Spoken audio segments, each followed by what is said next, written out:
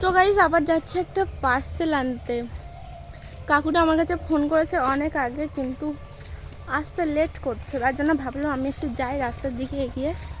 তো এখন আমি যাচ্ছি এখন পার্সেলটা আনতে, দেখি কাকুটা কখন আসে। চলো। তো গাইস প্রত্যেকবার আমার সঙ্গে এরকমটাই হয়, আমি আসি, কাকুটা ফোন করে, আমি আসি, আর তারপরে দেখি কাকুটা লেট করছে আসতে, আর এইসব দেখে এত রাগ হয়। একটা জিনিস দেখাই তোমাদের, মাইকটা দেখছো, এটা আমার বাড়ির সামনে লাগিয়েছে, কারণ আমার বাড়ির পাশে মেলা হচ্ছে, পুরো আমার বাড়ির সামনেই লাগিয়েছে, কি আর হবে।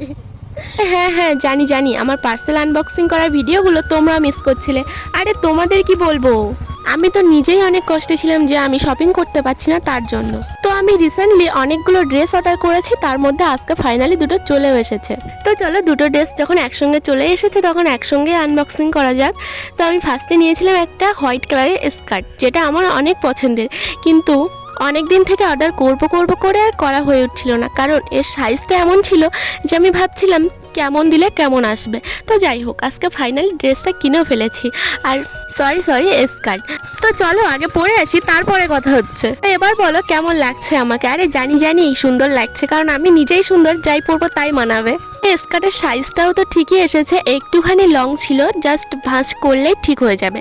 তো চলো এবার তোমরা বলো তোমাদের কেমন লেগেছে। আমি এর সঙ্গে একটা টপ অর্ডার করেছিলাম, কিন্তু টপটা আজকে আসলো না, তার জন্য যেটা পরেছিলাম সেটার সঙ্গে একটু স্টাইল করে নিলাম। এবার বলো যে আমাকে কেমন লাগছে। আরে জানি এমনিই সুন্দরী আমি, তার উপরে পছন্দটা দেখতে হবে না কার। যাই হোক, আমি একটু বেশি বকি আর বেশি বকে ফেলেছি। তো তোমরা কি ড্রেসটা দেখতে চাও, তাহলে অবশ্যই পরে ভিডিওটা দেখে নাও।